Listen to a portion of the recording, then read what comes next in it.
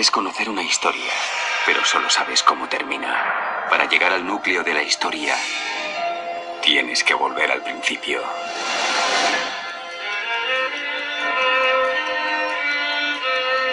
Tras la muerte de los apóstoles y a medida que fue revelándose la apostasía, empezó a haber cambios y rápidamente en la congregación cristiana.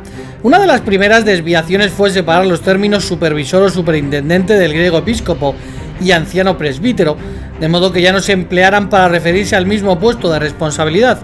No había pasado ni una década desde la muerte del apóstol Juan, cuando Ignacio, episcopo de Antioquía, escribió en su carta a los cristianos de Esmirna: seguid todos al obispo, al supervisor como Jesucristo al Padre, y al presbítero, cuerpo de ancianos, como a los apóstoles.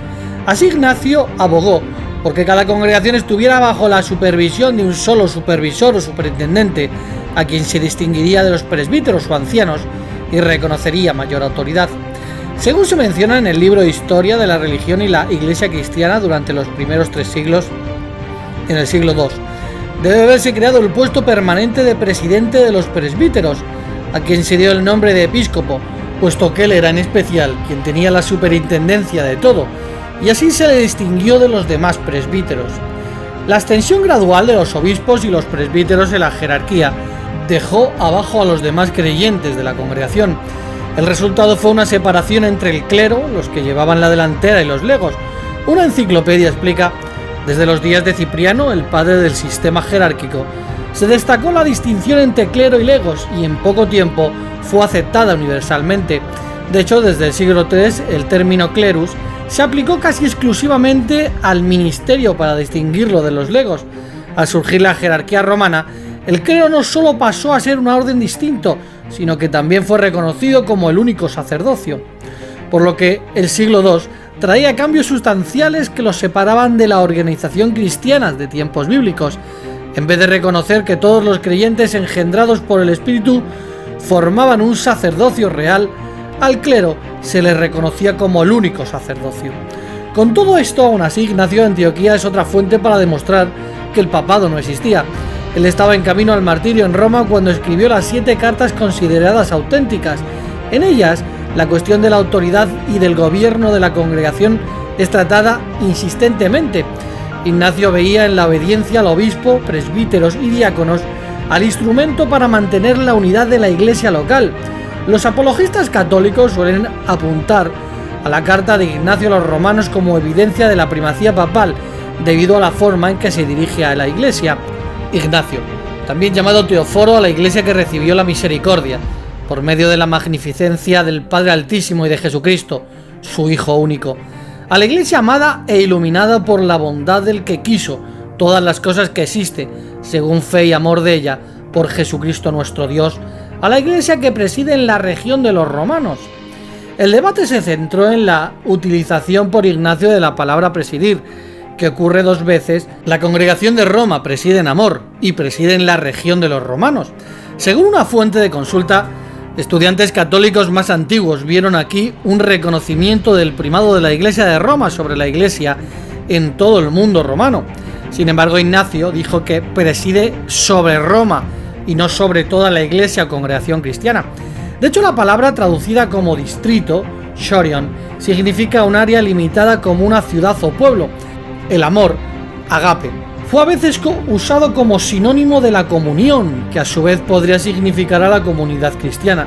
Por lo tanto, algunos escritores católicos tomaron preside en amor como significado de presidir toda la iglesia. Sin embargo, actualmente los estudiosos en general concuerdan que Ignacio atribuyó a la Iglesia de Roma la preeminencia en la actividad caritativa en lugar de un primado jurídico. Otra cuestión que apunta al testimonio de Ignacio como inconsistente al papado es el hecho de no citar al obispo de Roma en su carta. En todas las otras cartas, Ignacio cita al obispo de la iglesia a quien se dirige, instando a la comunidad a obedecerlo y no hacer nada sin él, pero misteriosamente no hace ninguna mención al obispo en la carta a los romanos. Esto sería inexplicable si el obispo de Roma fuera considerado el líder de toda la congregación. En vuestra oración, acuérdate de la iglesia de Siria, que en mi lugar tiene a Dios por pastor. Solo Jesucristo y su amor serán en ella el obispo. Aquí otra evidencia de la ausencia de la primacía de la iglesia romana. La iglesia de Antioquía, ubicada en Siria, estaba sin obispo. En ningún momento hay la petición de intervención de aquella que supuestamente sería la congregación principal. Se limita a pedir que oren por su congregación y nada más. Se observa también en esta carta que Ignacio colocó al obispo, asistido por los presbíteros y diáconos, como la autoridad máxima de la congregación local. Por lo tanto, no hay para él la figura del obispo de obispos, como es el Papa para los católicos. ¿Cómo alguien que insiste tanto en la unidad de la Iglesia podría olvidar ese detalle? Además, el obispo de Antioquía hace analogías incompatibles con la doctrina de la sucesión apostólica. De la misma manera, todos respeten a los diáconos como a Jesucristo, y también al obispo, que es la imagen del Padre, y los presbíteros como a la asamblea de los apóstoles. Sin ellos no se puede hablar de la Iglesia. Estoy seguro de que usted piensa de la misma manera al respecto. Aquí vemos una marca de diferencia entre Dios y Jesucristo. Para Ignacio, Dios el Padre sería el obispo y Jesús sería inferior, haciendo las funciones de diácono. Él relaciona a Jesucristo con los diáconos, Dios al obispo y al colegio apostólico a los presbíteros. Así, si fuéramos a extraer sucesión apostólica de estas epístolas, tendríamos que concluir que los presbíteros y no los obispos son los sucesores de los apóstoles. Obviamente, él no tiene en mente una sucesión autoritativa, pues los diáconos estarían por encima de los presbíteros, así como Cristo está por encima de los apóstoles y del propio Jesucristo. El hecho de recurrir constantemente a estas analogías demuestra la ausencia del concepto de herencia de la autoridad apostólica en Ignacio. Con relación a las cartas que se le atribuyen, han llegado hasta nuestros días con manipulaciones e interpolaciones. El descubrimiento y la identificación de las cartas de Ignacio se produjeron a lo largo de los siglos XVI y XVII, por lo que los escritos de estos hombres no pueden ser usados como fuente fidedigna, aunque nos pueden valer para echar un vistazo a lo que pasó en el siglo II.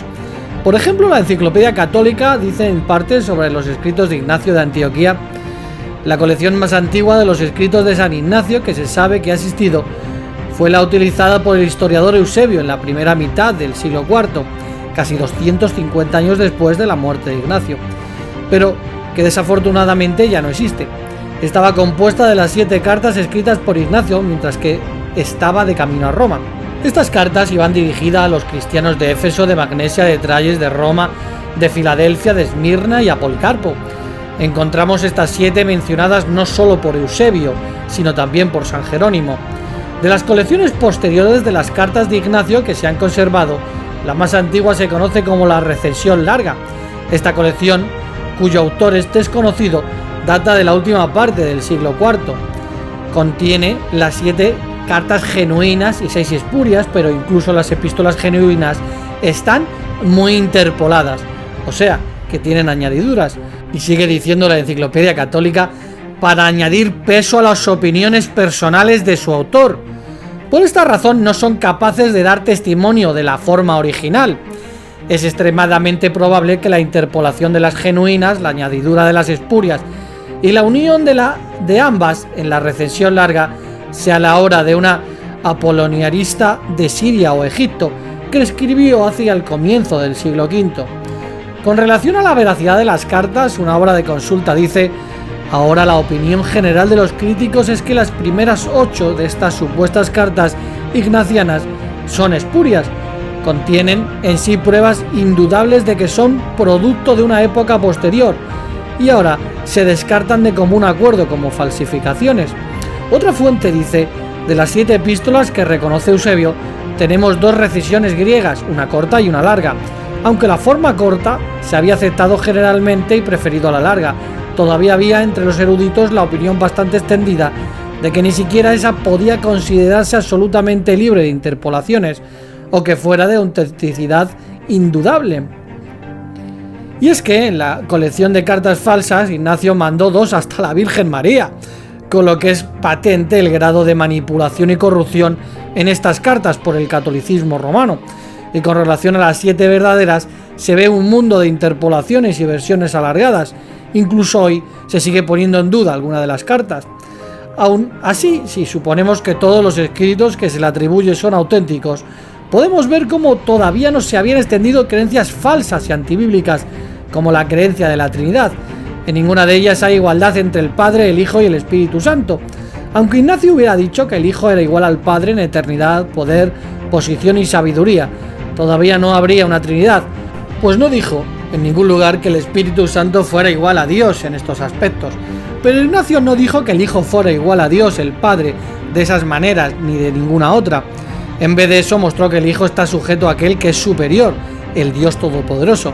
Si aceptamos como genuina la versión corta de sus escritos, esta elimina algunas frases de la versión larga que muestran que Cristo está subordinado a Dios, pero lo que queda en la versión corta todavía no muestra ninguna Trinidad.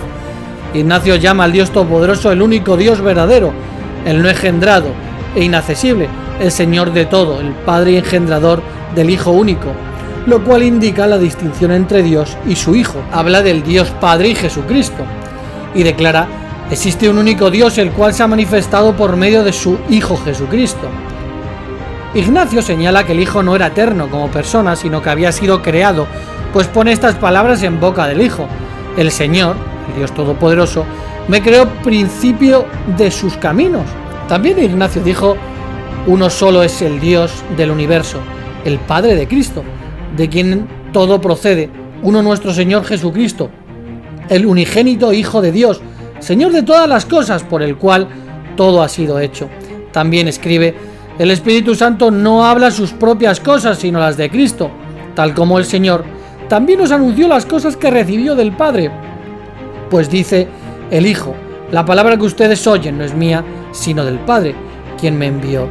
Hay un solo Dios, el cual se manifestó a sí mismo por medio de Jesucristo, su Hijo, que es palabra suya, que procedió del silencio, y de todo en todo agradó a aquel, o sea Dios, que le había enviado. Jesucristo está sometido a su Padre. Es cierto que Ignacio llama al Hijo el Dios Verbo, incluso podemos ver en sus cartas interpolaciones descaradas. Por ejemplo, podemos leer en la carta a los Romanos, Ignacio, que es llamado también Teóforo, aquella que ha hallado misericordia en la benevolencia del Padre Altísimo y de Jesucristo, su único Hijo. Manera similar con la que el apóstol Pablo empezaba sus cartas, por ejemplo a los Efesios. Pablo, apóstol de Jesucristo por la voluntad de Dios, a los santos y fieles en Cristo Jesús, que están en Éfeso. Gracia y paz a vosotros de Dios nuestro Padre y del Señor Jesucristo. Por lo que se aprecia que tanto Pablo como Ignacio empiezan mencionando a dos personajes diferentes, a Dios y al propio Jesucristo. Y mientras el apóstol Pablo sigue haciendo clara distinción en el versículo 3, bendito sea el Dios y Padre de nuestro Señor Jesucristo, que nos bendijo con toda bendición espiritual en los lugares celestiales en Cristo, de repente Ignacio, quien había identificado al Altísimo como alguien separado de Jesús, empieza a decir: por la fe y el amor a Jesucristo nuestro Dios. Cuestión que jamás se verá en todas las Santas Escrituras, reflejando una clara interpolación, pues empieza marcando una diferencia entre el Altísimo y Jesucristo, para luego decir nuestro Dios a Jesucristo. Y si Pablo dice que nuestro Dios es el Dios de Jesucristo, e Ignacio de repente dice que nuestro Dios es Jesucristo, alguien miente, y desde luego el apóstol Pablo no.